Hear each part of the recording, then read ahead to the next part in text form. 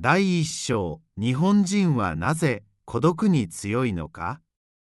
こんにちは。今回のテーマは、日本人と孤独の関係についてです。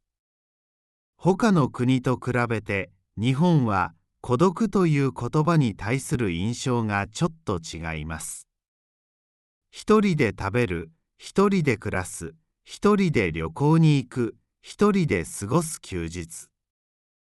こうした行動は日本ではごく当たり前。むしろ自分の時間を大切にしている、大人としての自由だと見られることも多いです。でも、なぜ日本人はここまで孤独や一人時間に慣れているのでしょうか。この章では、その背景にある文化的価値観を分かりやすくお話ししていきます。一人でいることが自然な社会、日本では昔から集団に属しながら心は個人という不思議なバランスがあります。学校ではみんな一緒に行動が求められる、会社でも輪を乱さないことが重視される。でも心の内はあまり見せない。そしてプライベートでは一人で過ごす人が多い。これは表面は集団、内面は孤独という文化でもあります。孤独恥ずかしいことではない。世界の多くの国では孤独寂しい、かわいそうというイメージがあります。でも日本では孤独は必ずしもマイナスではありません。一人で過ごす時間、考える時間、誰かといないと落ち着かないというのは未熟とみなされることも。群れるのはダサいという感覚を持つ若者もいる。つまり日本では孤独、大人の自由、自立の証とされることも多いのです。空気を読む文化と孤独の関係。日本人は他人の気持ちや場の空気をとてもよく読みます。でも、それは逆に他人に気を使いすぎて疲れる、本音を言えずにストレスがたまる、人といても自分がいないような感覚になるという集団の中の孤独につながることもあるのです。だからこそ、一人になった時の解放感を大切にする人が多いのかもしれません。一人暮らし憧れ？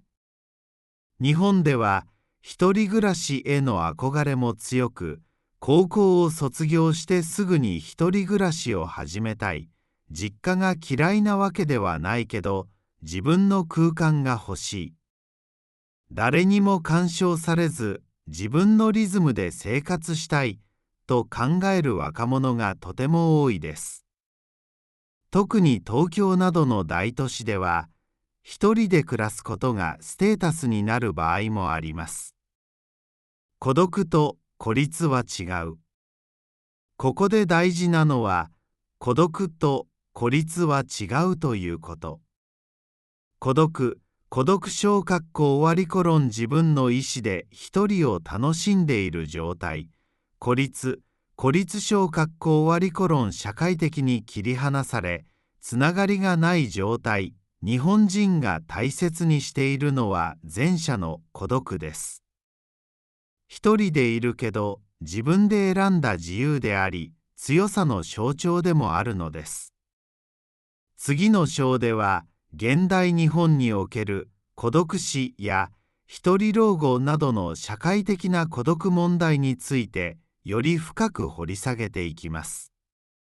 第2章、現代日本における孤独死と静かな老後。最近、日本のニュースやドキュメンタリーでよく聞く言葉があります。それが、孤独死です。一人暮らしの高齢者が誰にも気づかれずに亡くなり、数日後、あるいは数週間後に発見されるという悲しい現実。なぜ、こんなにも一人で亡くなる人が多いのでしょうか。そしてなぜ日本では静かに老いることが普通のように語られるのでしょうか。高齢者の一人暮らしが増えている日本は世界でもトップクラスの高齢化社会。65歳以上の人口はすでに全体の 30% 近くを占めています。そしてその中でも一人暮らしの高齢者が年々増えているのです。配偶者に先立たれた。子供と別々に暮らしている。そもそも結婚していない、あるいは子供がいない、こうした状況が重なり、老後を完全に一人で過ごす人が当たり前になりつつあります。誰にも頼らず生きることが美徳？日本では他人に迷惑をかけないことがとても大切にされます。老後の生活も自分の力で何とかする、子供に頼らず、介護もできるだけ外部に頼む、最後も迷惑をかけずに静かに死にたい、そんな価値観を持つ人が多く、一人で死ぬこと悪いことではないと考える人も少なくありません。でも、その考えが時に孤独死という形で現れてしまうのです。孤独死に関するリアルなデータ。東京都のデータによると、一人暮らし高齢者の孤独死は年間で数千件、特に男性の割合が高い約7割、発見されるまでに数日数週間かかるケースも多い。これは決して特別な話ではなく、身近な未来として誰にでも起こりうる現実なのです。誰ともつながっていないことの怖さ、孤独死の多くは、ただ一人暮らしをしているというだけではありません。近所付き合いがない、親戚とも疎遠、毎日話す人がいない、つまり誰かとつながっている感覚がないまま暮らしていることが大きな要因です。そしてそのような生活が長く続くと、自分がいなくなっても誰も困らない、そんな思いにさえなってしまうのです。最近増えている見守りサービス、こうした現状に対して最近では以下のようなサービスも登場しています。一人暮らし高齢者に毎日電話や LINE を送る見守りアプリ、異変があれば自動で連絡が行くセンサー付き家電、郵便局や地域ボランティアによる定期訪問サービス、技術や地域の力を使って孤独だけど孤立しない暮らしを目指す取り組みが少しずつ広がっています。静かな老後は悪いこと？実は多くの日本人は賑やかな老後よりも静かに暮らす老後に憧れを持っています。一人でゆっくり朝ごはんを作る、誰にも干渉されずに本を読む。時々遠くの子供や友人と連絡を取る。そういう淡々としたでも自分らしい日々を理想とする人が多いのです。だからこそ一人でいる不幸という考え方が日本ではあまり浸透していないのかもしれません。まとめ、孤独をどう受け入れるか。日本の社会はこれからますます高齢化が進み、一人で暮らす人、一人で老いていく人が増えていきます。そんな中で大切なのは、一人でいることを怖いと思いすぎないこと、自分らしい暮らしを大ごとにしながら、小さなつながりを一つでも持ち続けること。孤独そのものを否定するのではなく、その中に安心できる静けさがあるような暮らし方。それがこれからの日本社会に必要な考え方なのかもしれません。了解しました。それでは第4週、日本人と孤独の関係第3章、なぜ孤独は日本では必ずしもネガティブではないのか？私たちは普段、孤独と聞くとどんなイメージを持つでしょうか？寂しい、一りぼっち、誰からも必要とされていない、こんな風にネガティブな言葉として捉える人も多いと思います。でも、日本では孤独という言葉に対して必ずしも悪い意味だけではないという文化があります。この章では、日本人にとっての孤独がどんな存在なのか、それがどうして落ち着けるものとして受け入れられているのかを一緒に見ていきましょう。群れないことが美徳になる文化。まず、日本では昔から、みんなと一緒が正しい、でも自分は自分も大事。というちょっと不思議なバランスが大切にされてきました。例えば、群れすぎると依存的と思われる、いつも誰かと行動する人は自分がないと見られる、一人で行動できる人の方が大人、しっかりしていると評価される。つまり、孤独を受け入れている人、自立している人と思われることが多いです。一人時間は心を整える時間。日本にはお一人様文化という言葉があるくらい、一人で行動するスタイルが日常に溶け込んでいます。一人でカフェに行く、一人で旅行する、一人で温泉に入る、一人で居酒屋やラーメン屋に行く、こうした行動は寂しいのではなく、自分のリズムで生きるという選択。忙しい日々の中で誰にも邪魔されず静かに過ごす時間は、日本人にとっての真の充電タイムなのです。孤独自由という感覚、日本では特に都会に暮らす若者の間で自由であることがとても大切にされています。誰にも合わせなくていい、好きなことを好きな時にできる。気を使わなくて済む面倒な人間関係から離れられる。そういった自由を保つために、あえて孤独を選ぶ人も少なくありません。日本文化と孤独の美意識、古くからの文学や芸術にも、孤独を肯定する表現がたくさんあります。例えば、俳句や短歌には、わび、わび、さび、さびという感覚がある。一人静かに自然と向き合う情景が好まれる、孤独な生き方をした作家や武士が尊敬されている、こうした文化的背景も、日本人の心に孤独は美しいものという意識を根付かせているのです。一人が好きでも、つながりを求めないわけではない。ここまで聞いて、日本人は一人が好きなんだなと思ったかもしれません。でも実はそうでもありません。友達は欲しい、心を許せる相手も必要、誰にも話せないことを話せる場所があれば嬉しい。つまり日本人はつながりたいけど、ベタベタしたくないという気持ちを持っている人が多いです。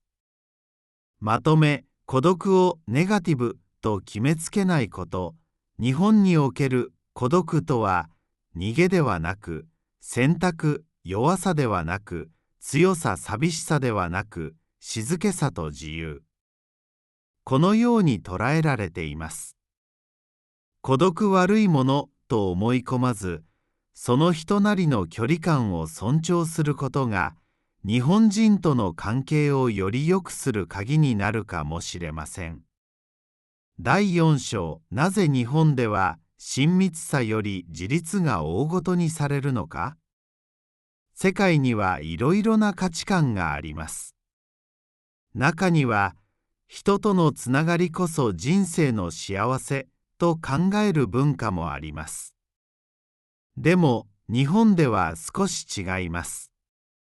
誰かとずっと一緒にいるよりも自分の足で立つこと、親密すぎる関係よりも適度な距離と自立を保つこと。このように深い関係より自分で生きることが重視される場面が多くあります。この章では、なぜ日本人はそこまで自立にこだわるのかというテーマを身近なエピソードを交えながら考えていきます。頼ること悪いことという空気。まず、日本では子供の頃からこんな風に教えられます。迷惑をかけちゃダメ。自分のことは自分でしなさい。人に頼らず頑張ろうね。もちろん、これは責任感を育てるという意味で大切なことです。でもその一方で、誰かに助けを求めることに対して、甘え、弱さと感じてしまう人も多くなってしまうのです。家族の中でも自立が求められる。例えば、日本の家庭では、高校を卒業したら家を出て、一人暮らしを始める。親との連絡は必要最低限。結婚しても親に頼らずに生きていこうねという感覚。このように、たとえ家族であっても距離を保ち依存しすぎないことが美徳とされます。つまり日本では親密くっつきすぎる関係と考えられ、ちょっと離れてるくらいがちょうどいいと思う人が多いのです。恋愛や夫婦関係にも現れる自立重視。この考え方は恋愛や結婚にも強く影響しています。恋人同士でも毎日連絡を取らない、結婚しても別々の生活リズムを尊重する。一緒に住んでいても別々の趣味、時間を大切にする、こうしたお互いの自立を保ちながらの関係を理想とする人が日本ではとても多いのです。一人でも大丈夫がステータスに、特に若い世代では誰かがいないと不安よりも一人でも問題なく生活できる方がかっこいいという価値観が強くなっています。一人で旅行できる、一人でご飯を楽しめる、一人で時間を有意義に使える。こうした行動が大人や自信がある人の象徴として見られるのです。なぜ自立がそこまで重要なのか。ここには日本社会の特有の背景があります。1、人に迷惑をかけたくない文化、頼むこと迷惑になるという不安。2、群れから外れたくないプレッシャー、自分のことは自分でできないと浮いてしまう。3、感情を強く見せない美学、助けてより平気なふりが評価されやすい、こういった背景が一人で頑張るかっこいいという空気を作っているのです。まとめ、自立自由でもあり、孤立とは違う。日本人にとって自立とは、誰にも依存せず自分のことは自分で決めて静かに自分らしく暮らすという生き方の理想です。でもこれは人とつながりたくないわけではありません。むしろ自立しているからこそ対等な関係を築ける、本当に心地いい距離を作れる、そう考える人が多いのです。だからもしあなたが日本人と関係を築こうとするなら、なぜこの人はあまり連絡をくれないんだろうと悩むのではなく、自分の時間も大切にしているんだなと受け止めてみてください。第5章、日本人と孤独の関係は選んだもの？それとも仕方ない結果？ここまでの章では、日本人が孤独に対して比較的ポジティブな感覚を持っていること、そして一人の時間を楽しんだり、自立を重視したりする文化について見てきました。では、ここでふと思う疑問があります。日本人は本当に一人が好きで孤独を選んでいるのか？それとも、そうなるしかなかったから好きなふりをしているのか？この章では、そんな孤独は選択なのか、それとも結果なのかというテーマについてもう少し深く掘り下げていきます。一人が好きと言いながら寂しさを感じている人も多い日本では、一人で何でもできる人が大人、かっこいいと言われます。でも実際には友達と会いたいけど誘い方がわからない、忙しいかもと思って遠慮してしまう、深い関係になるのが怖くて距離を取ってしまう。こんなふうに孤独を望んでいるようで、実は誰かとつながりたい、そう感じている人も意外と多いです。距離を取る文化が孤独を強めてしまうことも、日本では相手に配慮することがとても大切とされています。その結果、相手の気持ちを優先しすぎて自分の気持ちが言えない、迷惑をかけたらいけないと思って誘いを断ってしまう。頼らずに頑張ることでかえって孤立してしまう、つまり優しさが孤独を作り出してしまうことがあるのです。一人が楽だから選ぶ人もいれば、どうせ一人と諦める人も、孤独には2つのパターンがあります。自分から選んだ孤独、一人でいる時間が好き、誰にも気を使わず自由に過ごしたい、自分のリズムを守りたい、仕方なくなった孤独、話せる人がいない、誘っても断られた経験がある、仲良くなるきっかけがなかった。どちらも孤独に見えますが、その人の中では全く違う意味を持っています。本当は誰かといたいという気持ちを出せない社会、日本では、寂しいということに抵抗を感じる人が多いです。寂しい弱い人、誰かに依存したくない、構ってちゃんと思われたくない。こうした感覚が強いため、本当はつながりたいのに、一人で大丈夫と言ってしまう人も少なくありません。孤独を受け入れる力と孤独しか選べない現実。日本人の強さの一つは、孤独を受け入れる力です。一人でも穏やかに暮らす。自分の好きなことに没頭する。付き合いに頼らず、静かな満足を感じる。これは素晴らしい生き方です。でも一方で、孤独しか選べない人が増えている現実もちゃんと見ていく必要があります。まとめ、孤独の中にも気づかない SOS があるかもしれない。私たちが周りの人に対して、あの人は一人が好きだから、静かにしてるのが性格だから、声をかけたら迷惑かも、そう思って距離を取ってしまうことがあります。でも、もしかしたらその人は、誰かと少しだけ話したかった。本当は誘ってほしかった。そんな小さな気持ちを持っていたかもしれません。孤独を尊重することも大事。でも、孤独が選ばれた自由なのか、仕方ない孤立なのか、それを想像する力も今の社会には求められているのかもしれません。第6章、SNS 時代の日本人、つながっているのに孤独？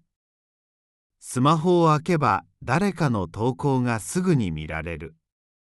LINE、インスタグラム、X、旧ツイッター、TikTok。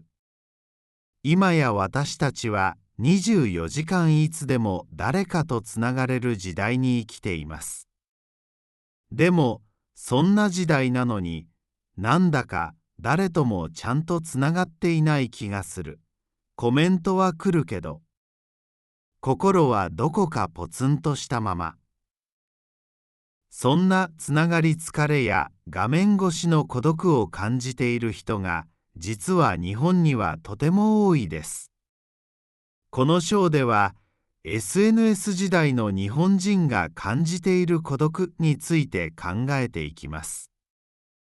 LINE があるのに誰とも話してない。今の日本では、LINE がほぼすべての連絡手段になっています。学校の連絡、会社のグループチャット、家族とのやりとり、趣味のコミュニティまで。でも、ある調査によると、1日1回も誰とも LINE していないという人が若者にも少なくないのです。通知は来る。でも会話はしていない。連絡先はあるけど連絡はしない。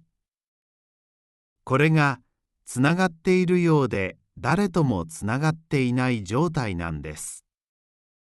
既読スルーに怯える人たち、日本では特に既読スルー文化が孤独を感じさせる要因の一つになっています。メッセージを読んでも返事が来ない、送った内容に何が悪かったのか悩んでしまう。もう嫌われたかもしれないと勝手に不安になる。こうして誰にも何も言われていないのに一人で傷ついていく。そんな人が実はとても多いのです。SNS 上のいいねは本当の共感？インスタグラムや X では、いいねやフォローで誰かとつながった気持ちになります。でも、それは本当に気持ちが通じた章なんでしょうか？表面的な反応だけで終わってしまう。お互いの生活や本音は知らない。でも、つながってるから寂しくないと思い込んでしまう。こうして、数は増えても、真のつながりは薄れていくのです。匿名の世界と誰にも本音を言えない現実。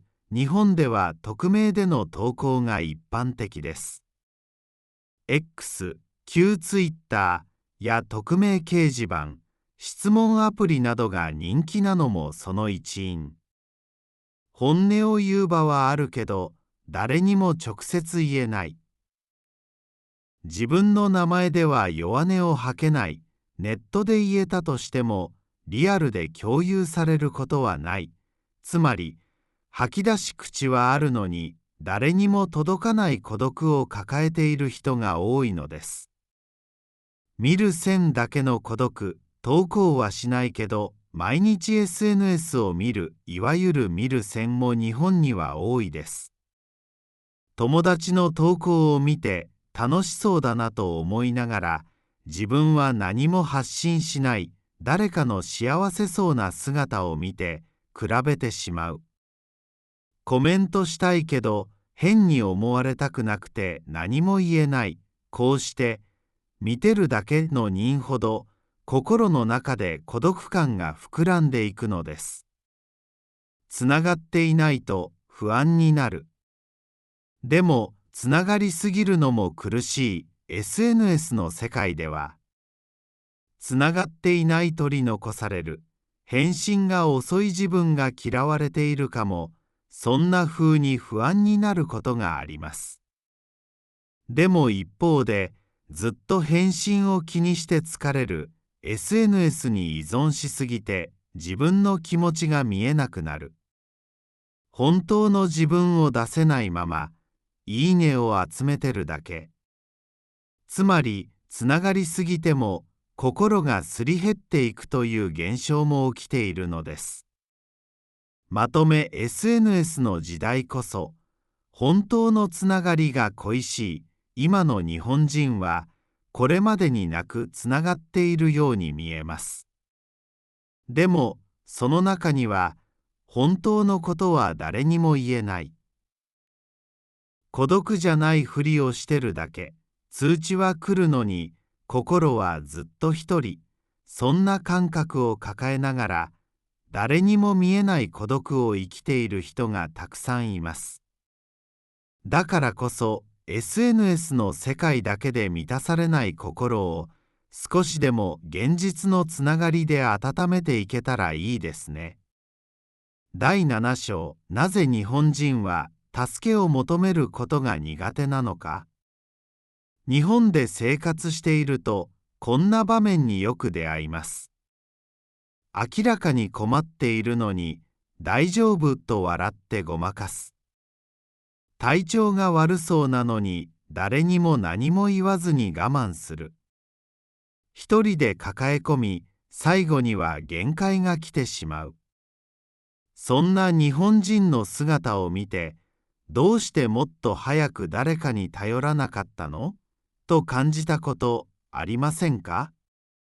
この章では、日本人がなぜ助けを求めることが苦手なのかについて、文化的・心理的な背景を優しくと解かしていきます。迷惑をかけてはいけないという強い意識。日本人の多くは小さい頃からこう教えられて育ちます。人に迷惑をかけちゃダメ。自分のことは自分でやりなさい。我慢は美徳。この価値観がしっかり根付いているため、助けを求める人に負担をかけることだと感じてしまう人が多いのです。助けてということは甘えだと思われる？甘えという言葉は日本独特の概念です。弱音を吐く、手を借りる、寄りかかる、こういった行為がちゃんとしていない、自立していないと見られてしまうことも少なくありません。その結果、多くの人が本当は助けてほしいと思っていても、頼るくらいなら一人で頑張った方がましと考えてしまうのです。頑張ってる感を出すのが恥ずかしい？日本人の中には、頑張ってますと表に出すことを恥ずかしいと感じる人が少なくありません。誰かに頼る自分が弱いと認めること。弱さを見せるかっこ悪い、大丈夫ですと笑ってる方が大人っぽい、だからこそ、助けてと言いたい気持ちを笑顔や沈黙の中に隠してしまう人が多いのです。どうやって頼ればいいかわからない、助けてほしい気持ちはあっても、そもそもどう伝えたらいいのかわからない人もいます。どのタイミングで言えばいい？どこまで言っていいの？言ったら関係が変わってしまうのでは？そうやって迷っているうちに結局何も言えずに終わってしまうというパターンもよくあります。実は頼られたいと思っている日本人も多い。ここで大事な視点があります。実は多くの日本人は誰かに頼られることを嬉しいと感じています。信頼されてるんだな。自分が役に立てて嬉しい。言ってくれてよかった。そう感じている人も本当はたくさんいるのです。でも自分は人に頼らないようにしようと思い込みすぎて、お互いに頼らないふりをし続けてしまうのです。外国人としてどう向き合えばいい？日本人と関わるときに大切なのは、相手が助けてと言わなくてもさりげなく声をかける、察する力よりも聞く勇気を持つ小さなサイン、表情、雰囲気を見逃さない。そして何より、困ったら言ってね。無理しないで頼っていいよ。このような言葉を普段から優しく伝えておくことが、日本人にとってはすごく大きな安心になります。まとめ、助けてと言えない優しさの裏にあるもの、日本人が助けてと言えないのは冷たさでも強がりでもありません。それは相手を大切にしたいという優しさの裏返し。だからこそ、その優しさが孤独につながらないように、頼ってもいい関係を少しずつ一緒に作っていくことが大切です。第8章、孤独を超えるためのつながりはどこにある？ここまで日本人と孤独の関係についていろんな角度から見てきました。一人を好む文化、自立を美徳とする考え方、助けを求めにくい社会的空気、SNS 上でのつながり疲れと真の孤立。でも、そんな現代の日本の中でも、孤独を超えるための新しいつながりが少しずつ生まれています。この章では、日本社会の中で静かに広がる優しいつながり方、そして誰かと関わることがこんなにも自然だったんだと思えるような小さな接点の作り方をご紹介していきます。一地域の小さな場に人と人のぬくもりがある。近年、都市でも地方でも増えているのが居場所づくりの活動です。例えば、地域のカフェスペース、子ども食堂が地域のおしゃべり場になる、高齢者向けのふれあいサロン、フリーランスや在宅勤務者が集まるコワーキングスペース。これらの場所では、話すことが目的じゃなくても、話したくなったら話せる、そんなゆるいつながりが生まれています。誰にも気を使わず、でも誰かと一緒にいられる。それが孤独をほんの少しだけ和らげてくれるのです。趣味や活動を通じた自然な接点、人と話したいけど話すことがない、そんな人にとって助けになるのが共通の目的を持つ活動です。例えば、地域の掃除ボランティア、趣味のサークル、写真、盆栽、料理、ハイキングなど。手作り市やフリーマーケットの出店、地域農園での共同作業、これらの場では、こんにちはやこれおいしそうですねなど、ちょっとした声かけが自然に生まれます。会話のための会話ではなく、何かを一緒にする中で生まれる関係。それが深くなくても温かいつながりになっていくのです。3図書館、銭湯、喫茶店、さりげない共同空間、最近では誰とも話さなくていいけど一人じゃない場所として図書館や銭湯、昔ながらの喫茶店が再注目されています。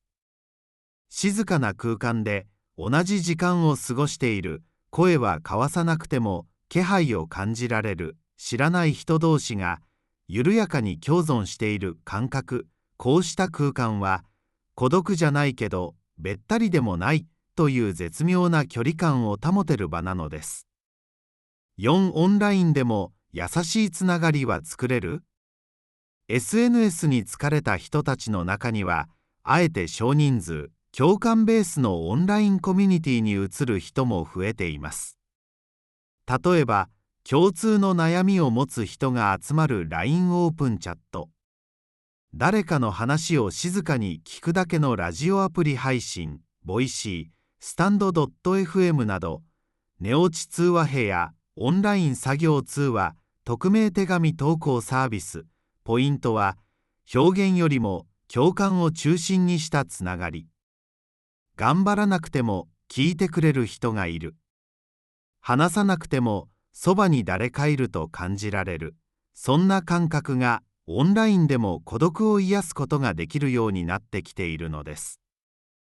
5、つながりは小さくていいという新しい価値観。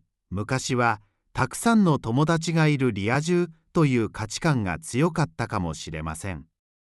でも今の時代は少しずつ変わってきています。大勢と深くつながらなくてもいい、自分に合う数人だけでも十分、むしろ疲れない関係を大切にしたい。つまり孤独を癒すのは人数じゃなくて質なのです。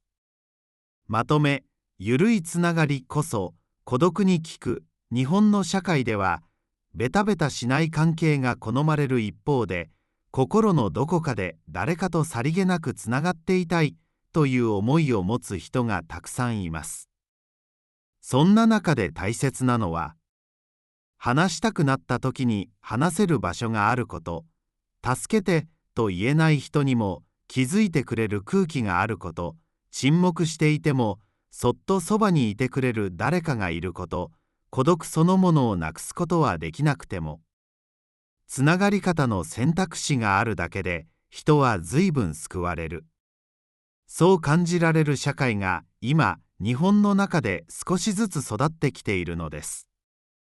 第9章、支え合う社会へ孤独を見つめる私たちのこれから、ここまで日本人と孤独について9章にわたって見てきました。文化、価値観、日常、SNS、家族、老後、そして人との距離感。どの章にも共通していたのは、孤独は決して特別なものではないということでした。むしろ多くの日本人が日常の中で静かに孤独を抱えているという現実。では、そんな社会の中で私たちはこれからどう生きていけばいいのでしょうか。1、孤独を否定しないことから始めよう。まず大切なのは、孤独悪いこと、かわいそうなことという固定観念を手放すこと。誰かといないと不幸？一人でご飯を食べると寂しい？友達が多い幸せ？そうじゃないと少しずつみんなが気づき始めています。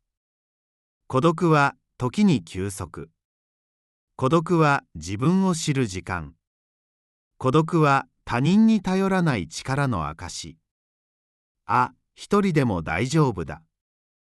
そう思える心の土台が実は生きやすさにつながるんです。2点一人でも孤立しない社会を作る一人でいることを選ぶのは自由。でも選べずに一人になってしまう状態はきっと誰にとってもつらいものです。だからこそ大事なのは、つながりの選択肢を社会の中にちゃんと用意しておくこと。助けてと言える空気、どこかに必ず帰れる場がある、声に出せなくてもそばにいてくれる存在がいる、こうした小さな受け皿があることで、人は安心して一人になれるし、必要な時に誰かを頼ることもできるんです。3、察する文化から伝え合う文化へ。日本ではよく察する力が大事だと言われます。でも本音を言わずに伝わることは実はほとんどありません。だからこそこれからの時代は、分かってほしいより伝えてみよう。大丈夫より辛かったら言っていいよ、察してもらえないと責める前に、自分の感情を言葉にする練習を、孤独は誤解の連鎖から生まれることもある。だからほんの一歩自分から真のドアをノックしてみる。それだけで関係が変わることきっとあります。4、無理に仲良くならない勇気も大切。誰かとつながることが大事。でもそれは仲良くなるために努力しろという意味ではありません。会わない人と無理に話さなくていい。疲れた日は一人の時間を選んでいい。心の境界線を守ることも自分を大切にすること。疲れない人間関係こそ長続きする関係。だから自分にとって心地よい距離感でゆっくりと人と関わる。それだけで十分なんです。5、一人一人が誰かの居場所になれる。大きなことをしなくてもいい。特別なスキルも資格もいらない。でも、おはようと声をかける。無理してないと聞いてみる。今日も来てくれて嬉しいと笑って伝える。そんな些細な一言が、この場所には自分がいてもいいと思わせてくれるんです。